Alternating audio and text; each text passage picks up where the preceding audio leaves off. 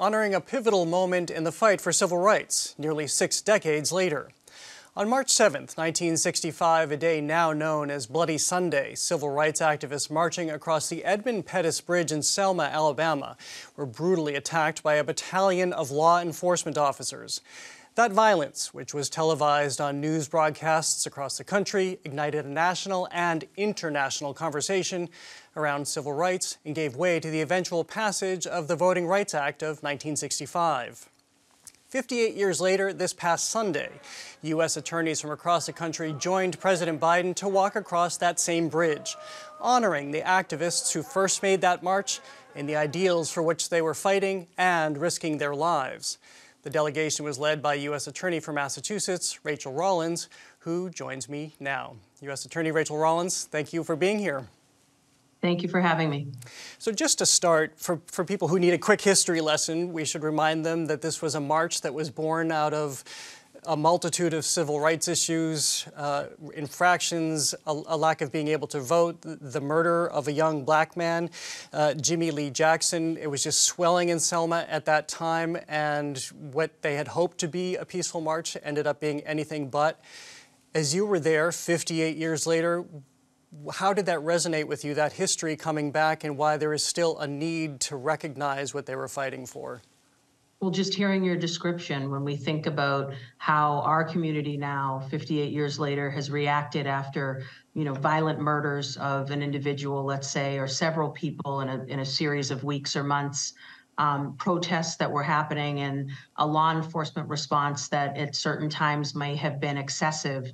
That sounds just like what we were talking about 58 years ago, and we've seen it many, many times today. Just, though, to be able to walk over that bridge in the footsteps of people before me, far better than me, of course, and bigger than me, but to know that I'm part of a Department of Justice that is protecting civil rights was just an incredible honor to do, and incredibly moving. But I will remind you that bridge is named after a member of a vocal and out member of the KKK. It is still called the Edmund Pettus Bridge, and the violence that occurred 58 years ago was committed by law enforcement. So there's a lot of similarities that we see today that were happening several decades ago. Well, I was going to ask you, there is a debate actually right now about whether that bridge should be named. There are many people who believe it's known as the Edmund Pettus Bridge. It is tied to the bravery of people who marched and then continued to march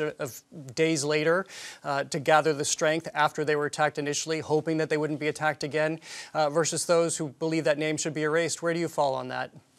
Well, it's interesting. I had the privilege of not only walking over that bridge, but going to see several other landmarks. We went to the Judge Johnson Institute. We met with Bryan Stevenson. We had an opportunity to go to the Legacy Museum and the Memorial for Peace and Justice. And markers are important. When we think about the fact that people have to drive over or walk over a bridge named in honor of a person that actively was involved in violence and terror. I have strong feelings that, we should not forget our history, but I don't know whether we should champion the individuals that were so violent and hateful. So I can hear, I don't think there will ever be a time when Edmund Pettus's name is forgotten because of the civil rights movement, but I don't necessarily believe personally that we need to honor him with the name of a bridge.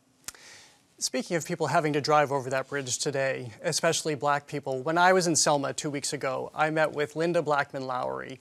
She was the youngest person to march that day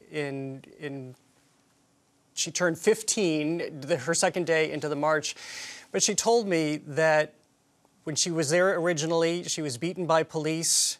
She still bears a scar over her right eye. She has the trauma of what she experienced. She doesn't like to walk the bridge. She's only done it 4 times in her lifetime. When she has to drive across, because she still lives in Selma, she speeds across. But she told me that it all came flooding back to her when she saw the George Floyd murder. And as she described it, the smug type of hatred on those police officers who murdered him. When you hear stories like that come from the people who were there, who are still able to tell them, and as you said at the outset of this interview, we're still dealing with this, how do you incorporate this into your role as U.S. Attorney and how you're dealing with prosecution and violence still that persists? Well, I stood up and said I was really interested in being involved in leadership of civil rights for our country. And so not only as the United States Attorney for the District of Massachusetts, but I have the privilege of being the vice chair of the Civil Rights Subcommittee for all of the United States attorneys in the United States of Massachusetts, in the United States of America, actually. And so Nick Brown, my colleague, you saw in the photo at the beginning of this piece, chairs that committee, but we work every day to honor the individuals that came before us, the people that might not have been lawyers, but stood up as heroes and said, we deserve to be treated just like everyone else. These are equal rights. We're not asking for more rights than anyone else. We're asking for equal rights. And I feel like the federal government in particular plays a very important role in this work.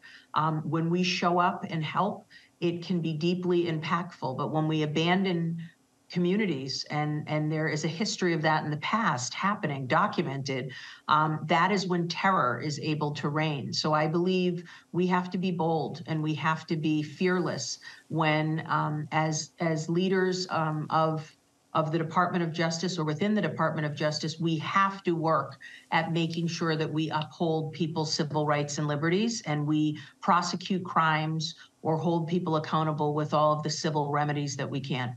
What about the climate in which you're doing this? In Florida right now, Ron DeSantis has been very vocal about stripping a lot of the history that you and I recognized when we were on that bridge, knowing what happened there before us, from the way they're taught in classrooms. And to know that this is moving forward in some degree and college boards have accepted this, where does that leave you in the work that you just talked about? Well, we heard the president say, you know, at that day on the bridge when we were there, how important it is to know our history. And if we know our history, we can avoid the problems that we've had in our past and maybe move to a better and a different future. So I do think it is important that we don't erase the history of our country. That does not mean that we are necessarily vilifying people, but I think it understands or it offers a context with which we find some of these vast disparities. And we have to acknowledge, as Bryan Stevenson did, this false narrative of, you know, people of color or Black people in particular being inferior. That is not the case, right? And the fact that we honor the indigenous people that were here prior to us coming to America, or we acknowledge that slavery was a part of our origin story here in this country. I think ultimately when we come to terms with that truth and reckoning is when we can really start to heal.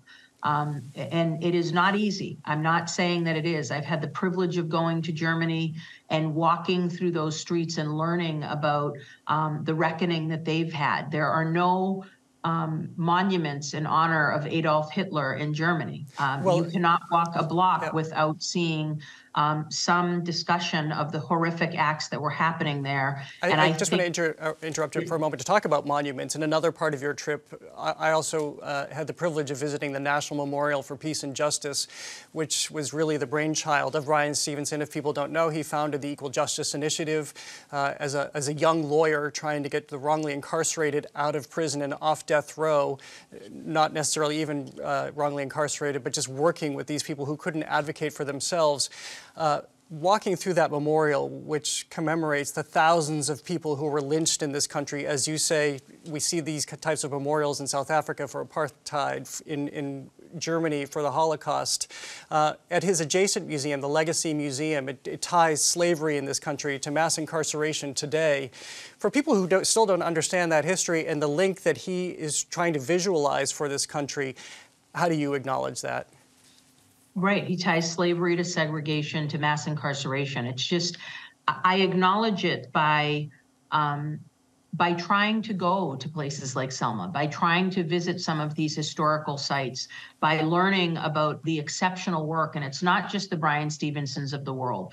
Judge Frank M. Johnson Jr. was, while he was alive, is a white man that did tons of work for the civil rights movement. We have good people that are able to be bold and fearless and stand up and advocate for equality. So I think when we talk about sort of monuments, when we talk about these places, it is important for us to learn from the people that have done the work before us. So with respect to that memorial that Brian did, they don't just say we heard a story about a lynching. They have to corroborate these acts, and usually with a newspaper article, because the people that engaged in the lynching were very bold about it and proud. And then they usually have some other source that they look at prior to having it defined as an actual lynching. But standing there and seeing that this terror that was rained down upon Black people, it is incredibly humbling to see that, and to know, for me, in a very proud way, that I'm the first Black woman that has ever sat in this role as the United States Attorney, not only in Massachusetts, but in New England in the First Circuit, that we have people that look like me, that could have been lynched decades ago, now leading the Department of Justice in Massachusetts and elsewhere, is a really, really profoundly proud moment. And although we have so much work to do, good work has been done, and we have to acknowledge that. And that memorial is a masterpiece, and sadly you see the names of women and children too. Moving back home for a moment, I just want to quickly ask you about the city of Everett. Back in the news this week because its superintendent's contract has not been renewed. There are questions about why that hasn't happened. She is the first non-white person in that role, and she's been widely applauded for her role. But leaving that aside for a moment, a year ago, your office opened an investigation into what was happening in Everett after concerns of harassment, of racial slurs, of sudden resignations in the Everett mayor's office. Where does that investigation stand? It remains ongoing. And that was a letter that I personally wrote, and an inquiry that I found necessary because, like many of you, I had just read the numerous articles, not only dictating the racial animus or the brazen use of racial slurs by elected officials in public meetings, but also the sexual harassment and assault with respect to other superintendents, which we've seen in the news. A recent superintendent has multiple criminal cases that are open. This is what I was talking about. If the federal government doesn't come in and say, we see what you're doing or hear what you're doing and we want to ask some questions, there's no other entity that is going to look into the city of Everett if the Department of Justice isn't going to be bold enough to say, enough is enough. We have to ask some questions and hopefully get some answers that are appropriate or assist with correcting behavior that we find potentially unlawful or certainly problematic. And I know your office wants to be methodical and deliberate about the investigation, but do you have a timeline about when we may hear results from the investigation? There is no timeline. I don't have one to offer now, but I can say that the investigation is ongoing and the work continues. St. Patrick's Day is coming up. There'll be the big parade in Boston that we're all used to, but we also saw what has been described as the Southern Poverty Law Center, also housed in Montgomery, Alabama, headquartered, I should say. A neo-Nazi group came through this city last year and made their presence known. Keep Boston Irish was their sign. Boston elected officials have met with the BPD, the MBTA about this year and safety concerns. Are you weighing in on this? What's your role as St. Patrick's Day approaches? Well, we continue with the Suffolk County District Attorney's Office, the Boston Police, the FBI, the MBTA Police, the Mass State Police, to be very active in making sure that, number one, people's First Amendment rights are protected. And even though people may say things that are repugnant and that maybe none of us would want to hear, the First Amendment does apply to everyone. But if there are laws that are broken, and not just with acts of violence, but threats, for example, or trespass or other things that may occur, I am very confident that the Boston Police, the Mass State Police, and the MBTA Police, as well as our federal partners, are going to be watching and actively involved. And if there are crimes that are committed, whether it's DA Hayden or myself, we'll be looking at prosecuting them. Well, Rachel Rollins, thank you so much for joining us and for talking about your experiences in Selma. My pleasure. Thank you.